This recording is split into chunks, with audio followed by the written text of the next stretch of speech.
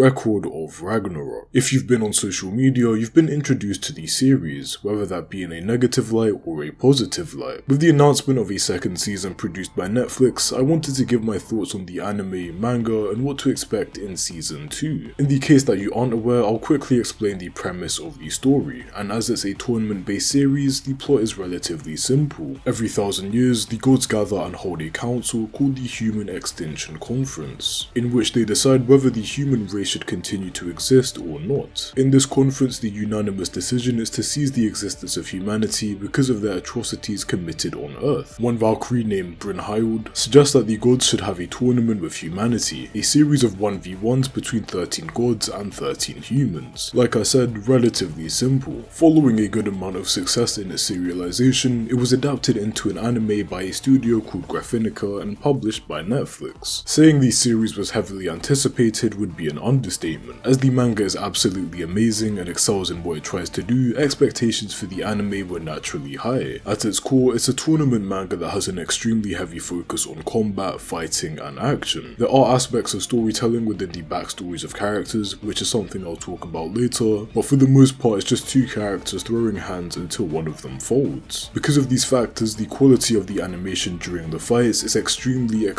important. It's one of the main things that gets you hyped and excited, and when done well enough, it can be used to clearly convey emotions between characters, and it feels like those having a fight are having a conversation through their actions. Unfortunately, despite being arguably the most important thing to focus on, animation is where Record of Ragnarok fails in my eyes. I don't consider myself to be necessarily picky about animation, but in this case I actually don't know what to say. Take the Adam vs Zeus fight for example. In my opinion, the best fight in the series as of right now, but I feel like the anime adaptation didn't do the fight much justice. And upon seeing this, I gave up hope on the animation being decent for the rest of the series due to this fight being so important. And yes, this is real, it's not edited. It's just... yeah. I see anime adaptations as a way to bring panels and characters from a manga to life, but weirdly enough, the manga does a better job in terms of conveying emotions through the facial expressions and mannerisms of the characters. Certain parts of the fight also felt like they were visually nerfed. Take the whole meteor jab interaction as an example. In the manga, it's shown to be a rain of high velocity meteors flying toward both Adam and Zeus. You can feel the impact and power behind the technique in the manga, but it ended up being turned into this.